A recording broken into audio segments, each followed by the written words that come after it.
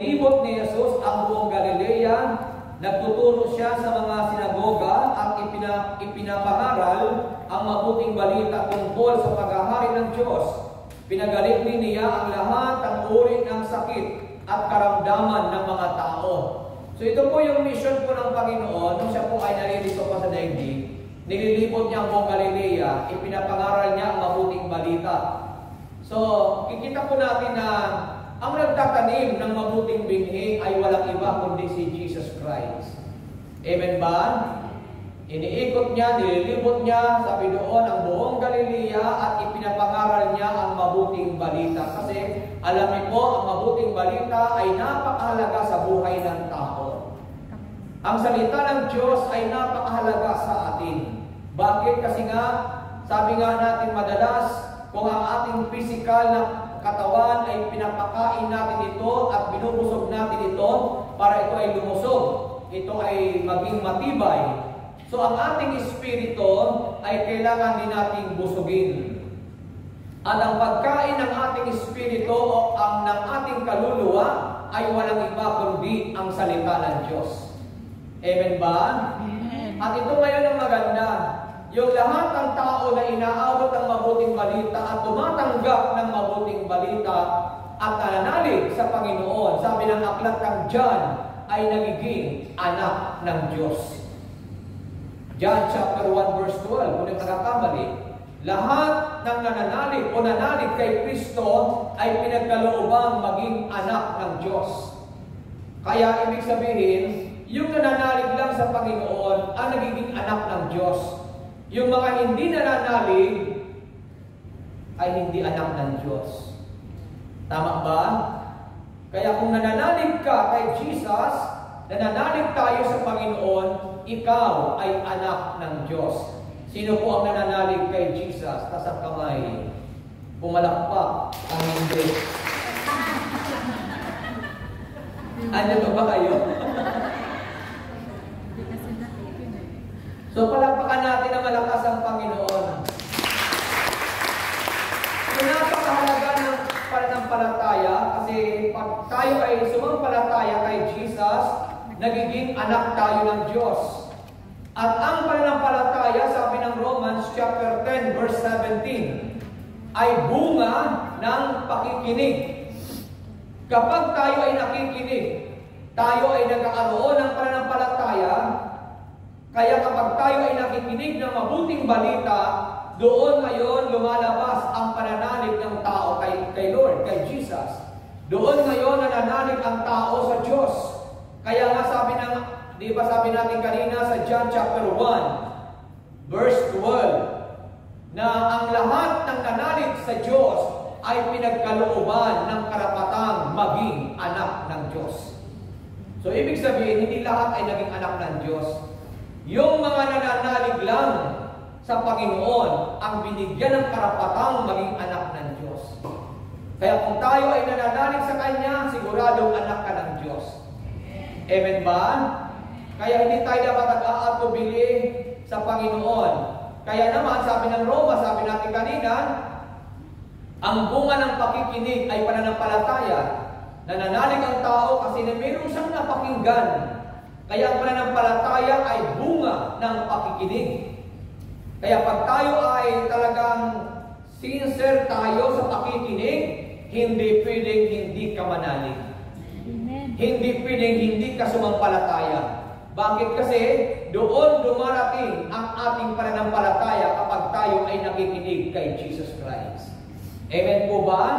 Nakikinig sa mabuting balita. Kaya sabi ko dito, nilibot ni Jesus ang buong Galilea, nagtuturo siya sa mga sinagoga at ipinangangaral ang mabuting balita tungkol sa paghahari ng Diyos. Pinagagaling din niya ang lahat ng uri ng sakit at karamdaman ng mga tao. Kaya mapalad tayo na inaabot ng mabuting balita. Amen po? Mapapalad tayo, sabi mga po kahapon sa pangaral, mapalad yung mayroong tayong nakakapakinig at mayroong naririnig. Amen ba? Kaya lang, hindi lahat ng nakikinig ay mapalad. Mapalad tayo kasi mayroon tayong tenga. Tapos, nakakarinig tayo. Mapalad tayo kasi narinig natin ang sinasabi ng ating kapwa. Pero hindi lahat ng mga nakakarinig ay higit na mapalad. Bakit? Kasi ang higit na mapalad, yung nakikinig at inuunawa ang kanyang pinakikinggan. Amen. Yun ang mas mapalad. Kasi pag inunawa mo ang iyong pinakikinggan, hindi pwedeng hindi ka manalig kay El Shaddai. Tama po? Kasi nauunawaan mo ang iyong pinakikinggan. Kapag inunawa mo ang iyong pinakikinggan, ibig sabihin magkakaroon ka ng malalim na pananampalataya sa Diyos. At kapag mayroon kang malalim na pananampalataya sa Diyos, kahit ano ang maranasan mo sa buhay, hindi ka bibigay. Bakit? Kasi naniniwala ka, hindi ka pababayaan ni Yahweh El Shaddai. Glory to God. Glory to God. So, sa gospel na binasa natin ngayon, sabi doon ay mayroong isang nagasik ng binhi sa kanyang bukid. So, ano ba yung bukid na binabanggit dito? So, alam naman po natin na naparito ang anak ng tao upang maghasik ng binhi. Ang bukid na binabanggit ng Bible ay walang iba kundi ang daigdig. Andyan ba kayo? Amen. Ang sanlibutan. Ito ang bukid na binabanggit dito. Kaya nga, ang sabi ng Bible kanina, inikot o nilibot ni Jesus ang buong Galilea. At pagdating sa Matthew chapter 28, iniutos ng Panginoon sa kanyang mga alagad, ipangaral ninyo ang mabuting balita sa buong sanlibutan. Turuan silang sumunod sa aking mga aral. Diba sabi ng Bible, bautismuhan nyo sila sa ngalan ng Ama, ng Anak at ng Espiritu, at turuan silang sumunod sa aking mga ipinag-uutos. Ang utos ng Panginoon ay ipangaral ang mabuting balita sa buong sanlibutan. Bakit? Kasi ang field, ang bukid ay walang iba kundi ang daigdig. Ang mundo ito. Yun ang daigdig. Ngayon, ang buong daigdig ay kailangang abutin ng mabuting balita kasi dito ngayon inihahasik ang mabuting binhi. Amin ba? Dito ngayon, pinatutubo ang mabubuting binhi. Kaya dito po sa gospel po natin, mapapansin natin na alin ba yung, sino ba yung mabuting binhi? Ano ba yung mabuting binhi? Ang mabuting binhi ay walang iba kundi yung mga taong kabilang sa kaharian. Yung mga taong pinaghaharian ng Diyos. Sa gospel natin nung kahapon, mga nakaraan, ang mabuting binhi, yung binhi ay Word of God. Sa gospel natin ngayon, ang mabuting binhi na binabanggit dito ay yung mga tao na pinaghaharian ng Diyos. Yan ang mabuting binhi sa gospel po natin. At kung mapapansin po natin sa gospel po natin ngayon, ay mayroong kapanirang damo o damong tumubo. Sino naman ito mga kapanirang damo o ang damong tumubo? Ano naman ito at sino naman ito? Ang mapanirang damo naman ay ang mga kabilang sa masasama. Ito yung mga pinagharian ng kasamaan. Kaya mapapansin niyo po, sabi po ng Bible, Matthew chapter 13 verse 38, ang bukid ay ang daigdig, ang mabuting binhi ay ang mga taong kabilang sa kaharian, at ang mapanirang damo naman ay ang mga kabilang sa masasama o kabilang sa masama. So brother, ano ang connection nito? Huwag kayo magtataka kung may mga nagtatanong, Lord, bakit kung ikaw ay Diyos at may-ari ng lahat ng bagay, bakit mayroong mga masasamang tao? Bakit ganun, Lord? Panginoon, bakit laging may mga tao na talagang walang magawa kundi talagang gawin ang hindi nararapat?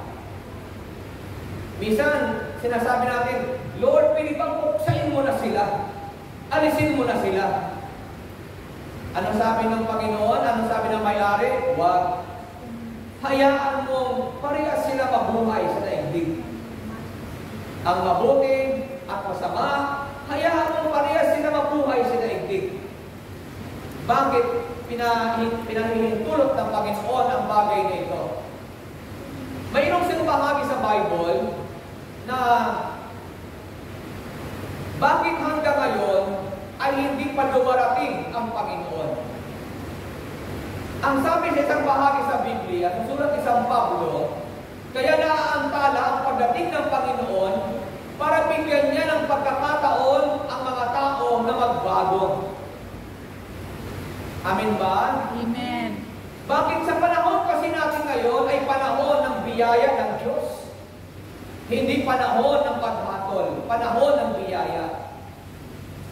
Nang ibig sabihin doon, ang tao kahit nasa masamang kalagayan, nasa masamang pamumuhay, naroroon pa rin ang biyaya ng Panginoon at paghihintay ng Panginoon na ang taong ito ay baka isang araw ay magbalik loob kay Yahweh El Shaddai. Amen. Kaya hindi pinupuksa ng Diyos ang masasama. Hinahayaan silang mabuhay. Amin po ba? Kasi sabi ng Bible, baka mamaya, pagka pinunod mo yan, baka madamay pati yung mabuting binhi. O di ba? Ito, may mga pagkakataon, pag sinupil mo yung masama, minsan nadadamay ang mabuti. Get nyo ba? Amen. O get out. O di ba gano'n naman talaga? Pag sinaling mo ang masama, damay ang mabuti. Bakit? Nandadamay yan. Anong ibig sabihin doon? Hayaan mo lang siya sa kanyang gawi. Huwag kang maapektuhan kung mayroong masasama na nakahalo, may masasama na nakakasama tayo. Huwag mo siyang salingin. Bakit?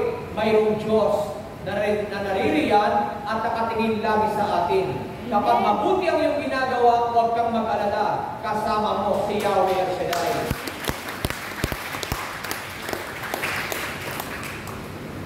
Kaya di ba sabi ni Yahweh kay Cain, nung maghandog sila sa Diyos, si Cain at si Abel para sa naghandog. Kaya lang, ang handog ni Abel ay kinalugdan ng Diyos, yung kay Cain ay hindi. Nagalit kayo si Cain. Ngayon, nung magalit si Cain, hindi naman ito pinatulan ngayon ni Abel. Hinayaan lang sa ni Abel. Kaya lang, hindi nagustuhan ng Diyos yung mukha ni Cain. Kasi hindi nagustuhan ng Diyos ang handog ni Cain. So, ang sabi ng Diyos kay Cain, anong ginagagalit mo, Cain? Kung mabuti ang iyong ginawa, dapat kang magsaya. Amen ba? Kung mabuti ang iyong ginawa, dapat kang magsaya. Bakit? Kasi tayo ang nakakaalam ng ginagawa natin. Tama po ba? Kaya lang, mapapansin natin, yung galit ni Cain kay Abel, nung hindi ito mapagtagumpayan, ay nauwi ito sa pagpatay. Pero kahit na pumatay si Cain, hindi pa rin sa pinatay ng Diyos, hinayaan pa rin sa mabuhay.